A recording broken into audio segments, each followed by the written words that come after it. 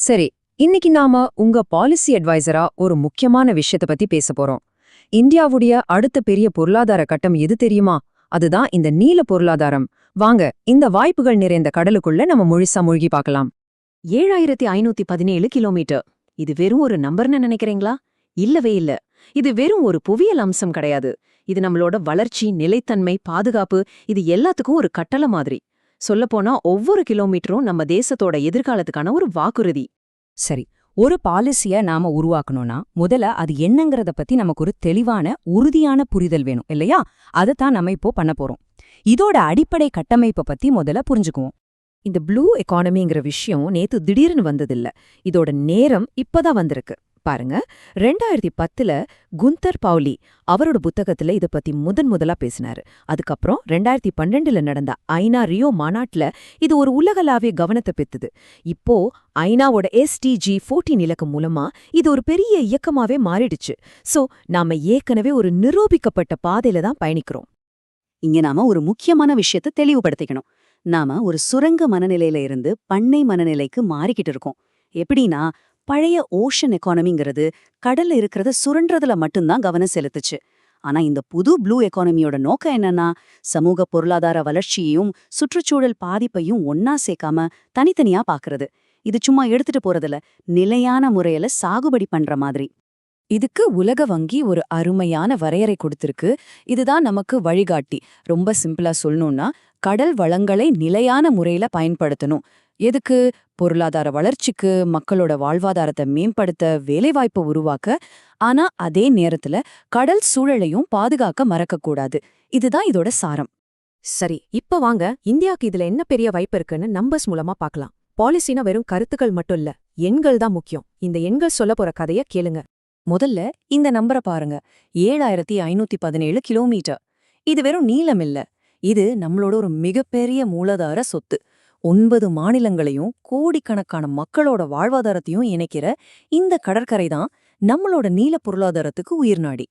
அடுத்ததா 2.02 மில்லியன் சதுர கிலோமீட்டர்.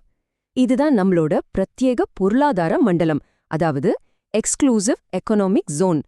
சிம்பிளா சொல்லணும்னா, இந்த கடல் பரப்பு நம்ம கட்டுப்பாட்டுல இருக்கு. இங்க இருக்கிற வளங்களை நிர்வகிக்கிறது நம்ம பொறுப்பு. அதை சரியா செஞ்சா அதுதான் நம்மளோட மிகப்பெரிய வாய்ப்பு. இப்ப பொருளாதார ரீதியா பாப்போம். இதுல முதலீடு பண்ற ஒவ்வொரு டாலருக்கும் நமக்கு திரும்ப கிடைக்க போறது குறைஞ்சபட்சம் $5. யோசிச்சு பாருங்க, இது எவ்ளோ பெரிய ரிட்டர்ன் ஆன் இன்வெஸ்ட்மெண்ட். இந்த வருமானம் நமக்கு வேலைவாய்ப்புகளையும் வர்த்தக வளர்ச்சியையும் புது தொழில்களையும் உருவாக்கும். இன்னொன்னு தெரியுமா? உலகத்துல நடக்கிற சர்வதேச வர்த்தகத்துல 80%க்கும் மேல கடல் வழியாதான் நடக்குது. குறிப்பா உலக எண்ணெய் வர்த்தகத்துல 80% இந்திய பெருங்கடல் வழியாதான் போகுது. இதனால நாம வெறும் ஒரு வர்த்தக பாதையில இல்ல, நாம உலக பொருளாதாரத்தோட மையத்திலேயே இருக்கோம். சரி, இதெல்லாம் நல்லாதான் இருக்கு.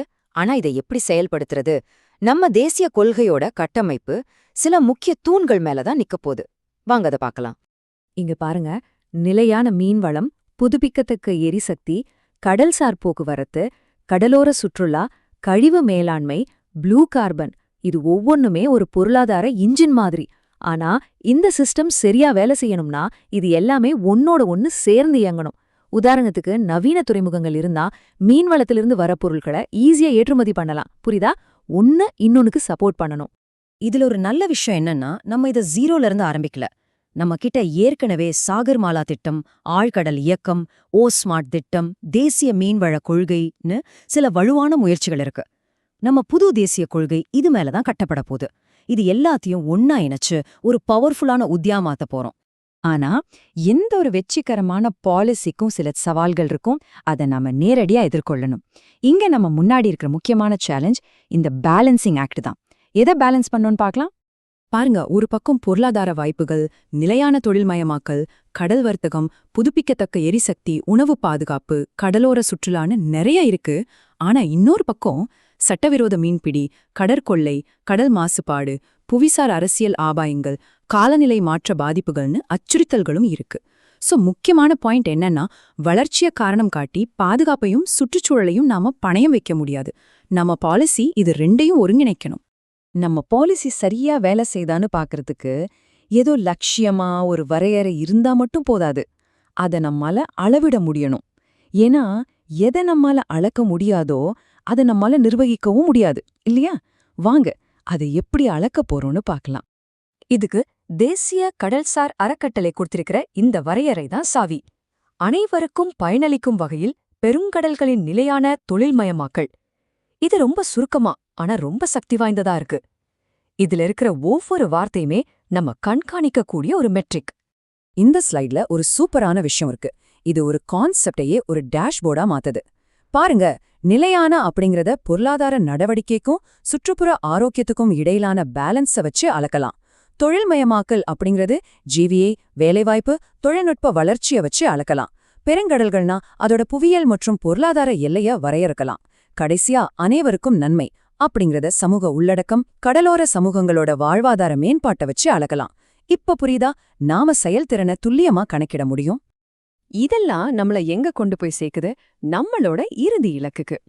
அடுத்த 10 ஆண்டுக்கு நம்மள வழிநடத்த போற அந்த பார்வை என்னன்னு பார்க்கலாம். நம்ம நோக்கமே இதுதான்.